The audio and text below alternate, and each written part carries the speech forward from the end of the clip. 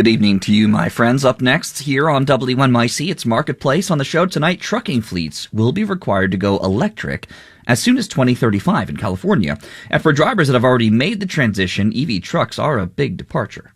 My first thought was how quiet they are. I was surprised because I'm so used to the vibration of the sound, the noise, the exhaust, like the fumes. A look into the future of electric shipping and transportation. That's on Marketplace next on WNYC. More All Things Considered at 7 p.m. tonight. 77 degrees in New York City at 6:30. Support for WNYC comes from Hudson River Park, presenting its 23rd Annual Blues Barbecue Festival, Saturday, August 19th, beginning at 1 p.m. at Hudson River Park's Pier 76. Open to all. More at hudsonriverpark.org.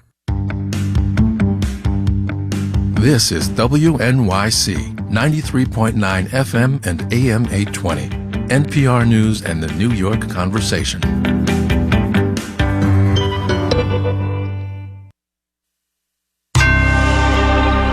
Marketplace is supported by Palo Alto Networks. Palo Alto Networks delivers what's next in cybersecurity innovation to protect today's digital way of life. Learn more at paloaltonetworks.com.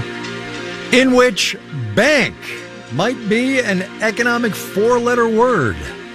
From American Public Media, this is Marketplace.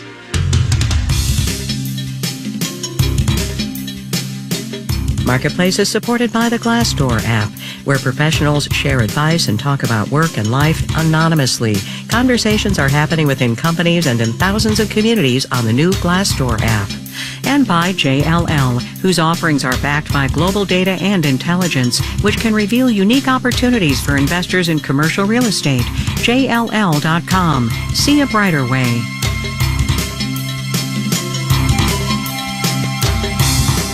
In Los Angeles, I'm Kai Rizdal. It is Tuesday today, the 8th day of August. Good as always to have you along, everybody. It has perhaps escaped your notice, unless you are a close observer of the regional bank scene, that things have been relatively calm since Silicon Valley Bank and Signature and then First Republic collapsed this spring. Well, that was then. This is now. Moody's has downgraded its ratings on a handful of regional banks, citing interest rate risks and troubled loan portfolios. As Marketplace's Justin Ho reports, a lot of the problems in banking that surfaced earlier this year, they have not gone away. One of the big issues that Moody's cited was bank deposits. That's because rising interest rates have put pressure on banks to prevent customers from pulling their money. In order to keep those deposits, they have to pay more for that. That's Anna Arsov, Moody's co-head of bank ratings. Deposits first started falling about a year ago. But after banks announced their second quarter earnings last month, Arsov says it became clear that banks' source of funding for loans is still strained. We believe that the system is relatively stable, but those funding strains will continue. Moody's also said a lot of regional banks could run into trouble with their commercial real estate loans, since many borrowers aren't earning any revenue from all the offices that are still sitting vacant. Stephen Bigger is a bank analyst with Argus Research. The smaller banks tend to have more of that local footprint, so that makes them a little bit more susceptible to commercial real estate and commercial office space as well. Bigger says banks are well aware that some of those loans could go bad, and they have been taking steps to prepare. Adding more to loan loss provisions and doing more on the credit underwriting to make them less susceptible to future problems in that area. Regulators have stepped in too, with proposals meant to make the banking sector healthier overall. But Catherine Judge, a law professor at Columbia, says regulators aren't likely to impose any new rules that quickly. And generally speaking, you don't want to force banks to undergo significant and costly changes during periods of time when credit is less available. Judge says this week's downgrades are a sign that that period of time is going to last a while, even though this year's big, dramatic bank failures are likely behind us.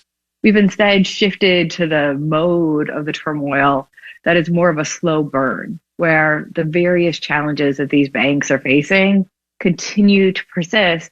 That means regional banks will keep paying more interest to depositors and lending out less of their own deposits. I'm Justin Ho for Marketplace. Wall Street on this Tuesday, nothing to write home about, really. We'll have the details when we do the numbers.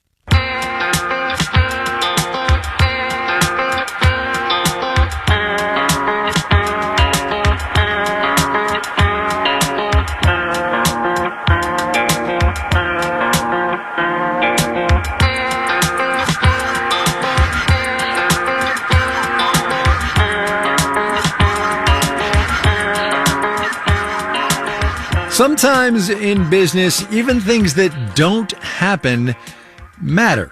Case in point, second quarter earnings out today from UPS, which revealed what a lot of people had been expecting, that those rough contract negotiations, the ones where a good chunk of shipping and logistics was going to be shut down if there had been a strike, they had a real impact on the business, even though a deal did get done.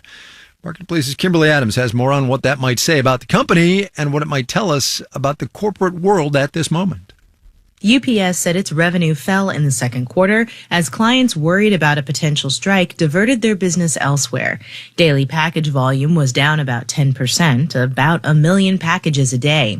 The Teamsters Union members are voting on the negotiated contract this month, and UPS Chief Financial Officer Brian Newman said on the earnings call the contract was a win-win. At the same time, the union wage rate increases included in our new labor agreement for the first year are higher than we originally planned.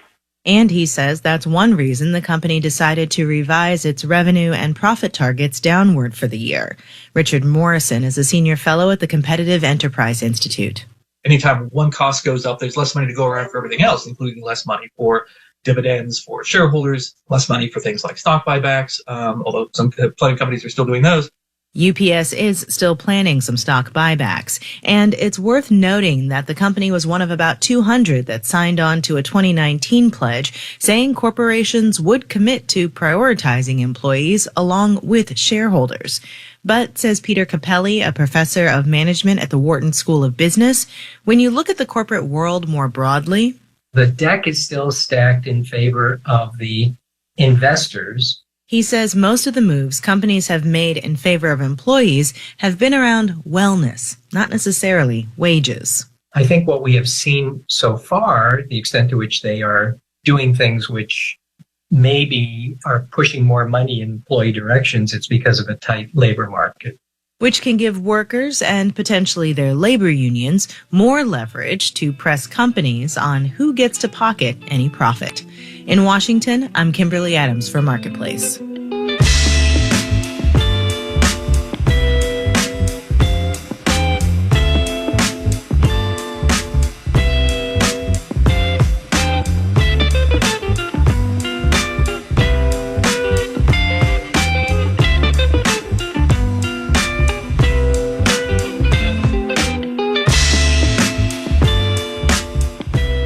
According to the International Energy Agency, 3.1% of all commercial trucks sold in the United States last year were electric, a small but growing number. And California is driving some of that growth.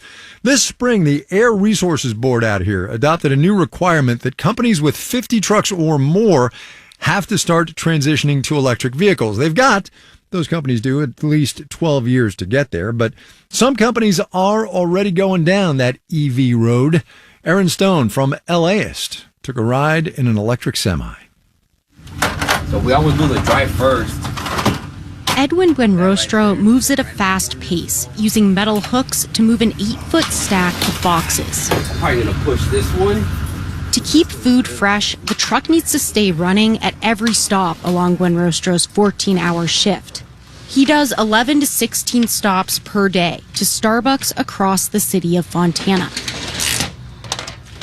Buenrostro is one of the first drivers behind the wheel of an electric Volvo Big Rig bought by the company he works for, Quality Custom Distribution, or QCD. It's a division of one of the largest restaurant distribution companies in the U.S. This electric rig is a lot different from the diesel trucks he was used to. My first thought was how quiet they are. I was surprised because I'm so used to the vibration of the sound, the noise, the exhaust, like the fumes, the heat coming out of the bottom of the cab. He says one of his coworkers suffered severe headaches from fumes getting in the cab. So that's toxic for us. We're in this truck 14 hours a day. Buenrostro says he also feels better driving electric because he's helping the air quality in the local community. And that's when you realize, hey man, if we don't do something now, our kids are gonna feel it, 20, 30, 40 years from now. California's Air Resources Board says heavy-duty vehicles spew about 9% of the state's total greenhouse gas emissions and nearly half the pollutants that cause smog. That's why the state mandate passed in April requires fleets of 50 or more trucks to be electric or hydrogen powered by 2042. Port trucks, government fleets, and local delivery companies like QCD are required to transition sooner, by 2035. But costs and deadlines concern many companies. It's a lot of capital right now because the scale's just not there. QCD Vice President Shane Blanchette says that at about $300,000 each, the trucks cost close to 3 times as much as a traditional diesel truck. But the company was able to buy them at a similar cost to diesel through grants from Southern California Edison and other partners. QCD already has 6 electric trucks, and Blanchette says another 39 are on the way. We think this is actually a competitive advantage as we continue to transition. Almost all of QCD's daily routes in Southern California are within 120 miles, a range current technology can handle on a single charge. It made sense for our business. And long-term, Blanchette says the company expects savings on fuel and maintenance costs, and it plans to transition to a solar-powered charging system. California's rule is likely to have ripple effects across the nation, says UCLA climate policy expert Julia Stein. I think we'll see other states kind of follow California's lead here. That's what happened with California's rules on electric cars, which have been adopted by 17 other states. Combined, that makes up about 40% of the U.S. market for passenger cars. Stein expects a similar impact with medium and heavy-duty trucks. Back on the road, dialing up the radio in his truck, Buenrostro says he's aware he's at the cutting edge for his industry. That's a benefit now with these trucks, like it's eco-friendly, like it's new, people are scared of it, but it's the future. One immediate benefit in this sweltering California summer, he says the truck's battery-powered engine is much cooler, not nearly as hot as the old diesel rigs he used to drive. In Fontana, California, I'm Erin Stone for Marketplace.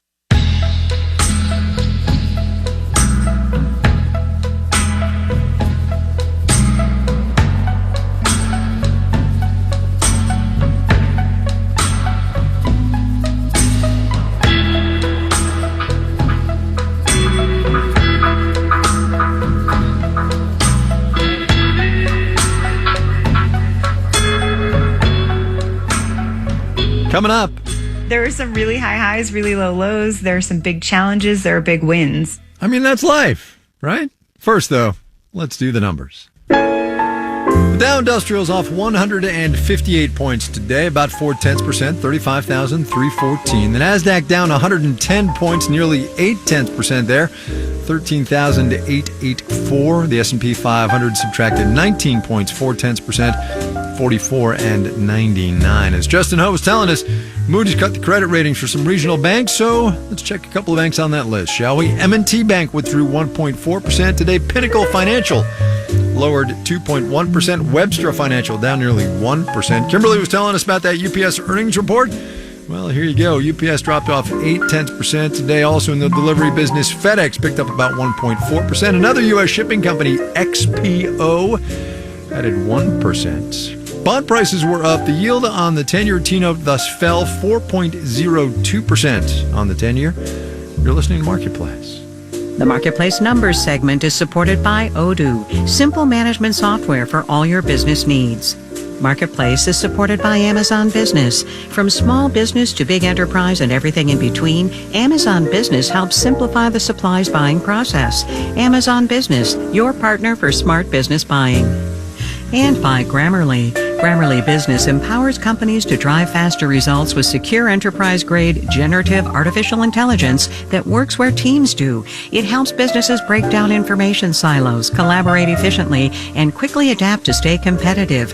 Grammarly.com/business. And by Domo, the data experience platform innovator that unites IT's need for governance and business users' need for access.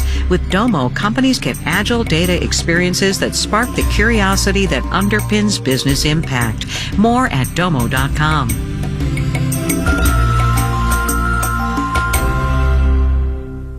WNYC is supported by Calvary Hospital, where life continues, celebrating 125 years of expert palliative and hospice care throughout Greater New York that extends to the whole family. Learn more at calvaryhospital.org. Every day, WNYC delivers unbiased reporting and thought-provoking conversations that strengthen our community. We're always here for you, keeping you current on the latest news and helping you make sense of what it all means. But we can only do it with the support of our listeners. Today, WNYC needs you. Please make a contribution now. Visit wnyc.org/donate or call 888-376-WNYC.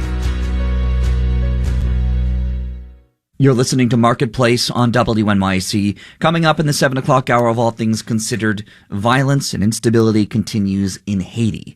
And in New York City, where one of the largest communities of Haitians outside the country lives, it's taking a toll. We'll hear more about it at 7 o'clock.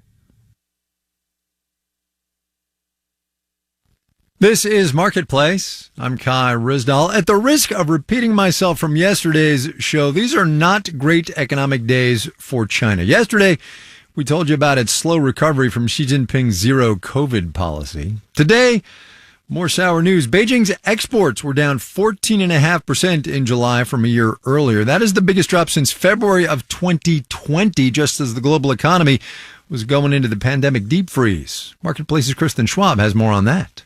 China's exports have been falling steadily for the past year. Mary Lovely, a senior fellow at the Peterson Institute for International Economics, says there are underlying reasons for that. At the top of the list, clearly, geopolitical tensions with the U.S., attempts to at least implement a China plus one strategy. That's when businesses outside of China add at least one more country to its supply chain. It's something that's become more common after the pandemic manufacturing and shipping snarls. But Lovely says that's not the whole story. Because China is the world's top exporter, its trade data is a barometer for consumer spending. Categories that are up: electric vehicles, mostly exported to countries besides the U.S. Also, suitcases, interestingly enough, because people are traveling again. Suitcases, a product that's paired with services like flights and hotels. And services is a big factor behind China's export slowdown because David Dollar, the senior fellow at the Brookings Institution, says that's what consumers are spending their money on right now. People are out traveling, going to dinner, going to movies, going to see Barbie and Oppenheimer. Of course, not exports of China. Meanwhile, Dollar says spending hasn't just shifted, it's slowed. That's particularly true for the European Union, also for the United States. The major buyers of Chinese goods. Ishwar Prasad, a professor of trade policy at Cornell, says China's not the only country with falling exports. It's happening across Asia. And that gives us a clue to what's happening with the health of the global economy. The verdict, according to him? It's mostly gloom and a little bit of doom. He says we're not nearing a worldwide recession yet. But certainly it's very difficult to find signs of strength in the world economy right now. Just when the economic news was on a positive track, a piece of data comes in to make things feel murky again. I'm Kristen Schwab for Marketplace.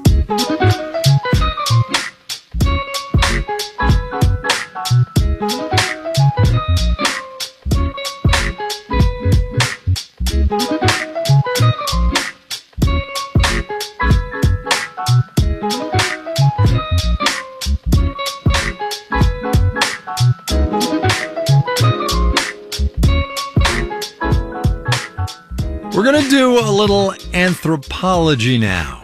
Yes, anthropology, but really, it's a labor story. And we're going to do it in the form of a new paper from Carol Wall-Scheffler at Seattle Pacific University and her colleagues. It's called The Myth of the Male Hunter. As in, and as we've all been told, the men are the hunters, the women are the gatherers. In fact, says Wall-Scheffler, there is evidence of women as hunters in almost 80% of societies. And not only that, the women were doing it carrying children on their backs, and with such skill that they actually had favorite weapons. The day-to-day was something that I think we were pretty excited about. Up to this point, people had talked about women going out every day and opportunistically grabbing something if they saw it scuttle across their path. But when we went back to the original articles, the original literature, what we really found is that women were going out every day with the purpose of hunting, taking their favorite weapons with them, and that children don't just learn this when they turn 18. Children are learning this, learning their skills, from the very beginning because they're going along on these expeditions with their parents. So let me get all marketplace on you here. This is about a gendered labor force, right? That's really what we're talking about. Yeah, absolutely. So discuss for a little bit. Okay. Because I mean, look, it exists to this day in this society, let alone, thousands of years ago. Yeah. Yeah. So, I mean, a couple of things. One, I think that we differentiate between big things that happen once or twice or 3 times a year that might be ritualistic. I kind of liken this to, you do have a really big meal at Christmas, but you don't have those big meals every single day.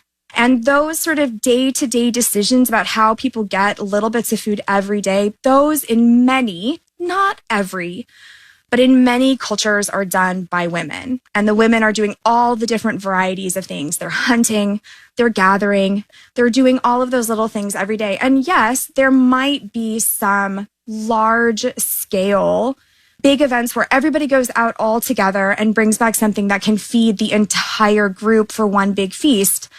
That's not the sort of day-to-day skills and labor that we see create a functioning society.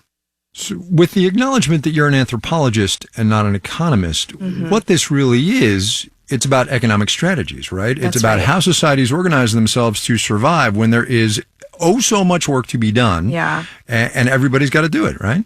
Yeah, and I think that the key thing, especially from an economic perspective, is that you have to be flexible.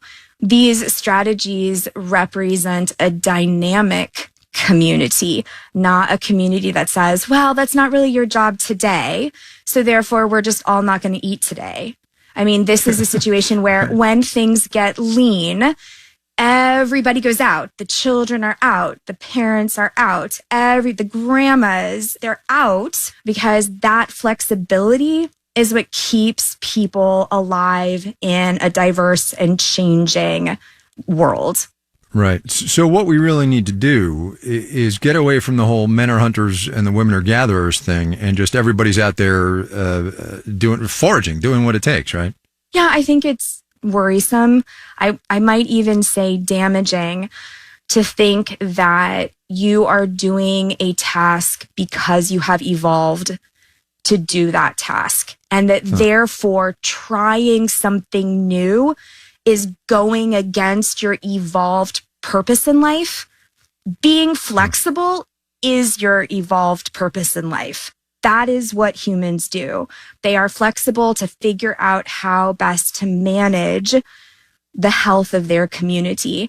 And sticking to some rigid notion of what that evolved duty is will prevent us then from sort of serving all of the members of our community.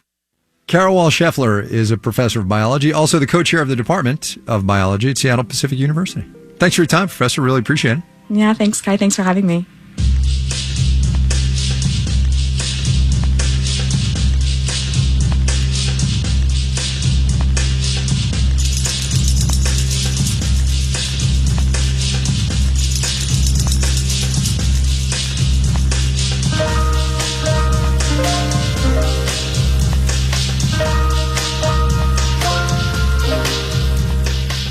The pandemic did a real number on the music industry. Venues closed, musicians and producers and studio engineers were out of work for months at a time. Now, though, music is back. The superstars have been touring, of course. See also Beyonce and Taylor Swift. Indie artists, too, though, even the really indie artists. That is today's installment of our series, My Economy. I am Sarah King. I'm a musician, and I'm currently in Bozeman, Montana, but I am on the road this summer. I decided to become a musician full-time in the middle of the pandemic, actually, which is not a great time to decide to be someone whose job depends on putting a lot of people in small places. But I went full-time in September 2021, and I've been full-time since then.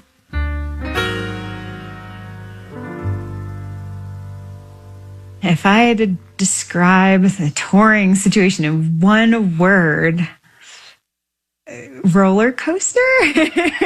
I think because there are some really high highs, really low lows. There are some big challenges. There are big wins. There are tons of people trying to tour after the pandemic when we couldn't really get out. We're all singing to the little green dot on our computers for a while, and now everyone's out there touring. So it's been challenging. A lot of venues have a lot more artists trying to play shows than they have dates available. A lot of venues closed during the pandemic, and so that limits opportunities for like mid-level artists like me who might not, I'm not at Taylor Swift level, so I'm not going to be selling those type of tickets. For this tour right now, I am touring by myself for the simple reason that it's the most financially sustainable way to tour, actually. So that is a little challenging because I am the driver. I am the person who books the lodging. I'm the one who makes sure that we get food. I'm the one who makes sure that I get to the venue on time. So that is actually, I think, more challenging than traveling with a group. It is really challenging to cut through the noise. There's, every day there's a new try this TikTok trend or, write a song like this. And I honestly don't think that it's worth trying to follow those trends. I think the better thing to cut through the noise is stay true to yourself, write songs or play songs that have a lot of meaning to you. When I write a song that is really meaningful for me and hits a lot of big emotions, those are the songs that people come up after and they're like, you made me cry. You made me feel something oh my goodness, I didn't even know I was holding on to that, and that to me is what makes this worth it. And that's why I'm I have to keep doing this. I have to keep pursuing this. That was Sarah King on tour somewhere on the roads of Montana. This series only works with you and your help. So tell us what's going on in your economy, would you? You can do that at marketplace.org/myeconomy.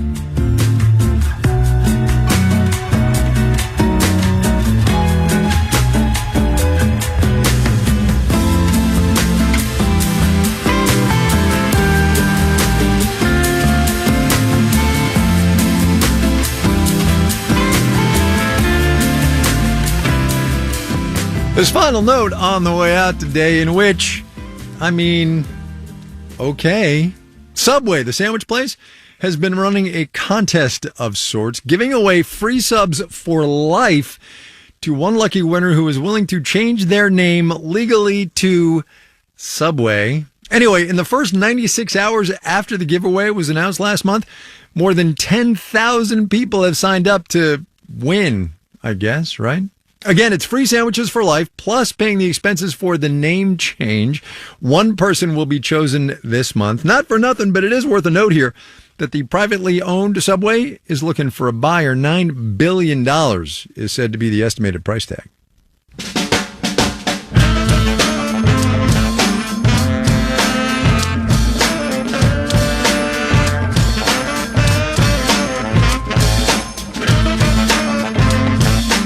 Marketplace is supported by C3 AI. C3 Generative AI provides ChatGPT enterprise search that is verifiable, secure, and accurate across all enterprise data. C3.ai. This is enterprise AI. And by Bitwarden. The Bitwarden Password Manager stores unlimited logins, secure notes, credit cards, and more with access on any device. More at bitwarden.com. All right, off we go. Here, though, is your moment of economic context, a possibly cautionary tale. Data from the Federal Reserve Bank of New York that shows credit card debt in this economy was up 4.6% last month to $1.03 trillion. Interest rates on those cards, as one need not remind, are way up as well. Our digital and on-demand team includes Carrie Barber, Dylan Mietten, and Janet Wynn, Olga Oxman, Ellen Rolfes, Virginia K. Smith, and Tony Wagner. Francesca Levy is the Executive Director of Digital and On Demand. I'm Kai Ryssdal. We will see you tomorrow, everybody.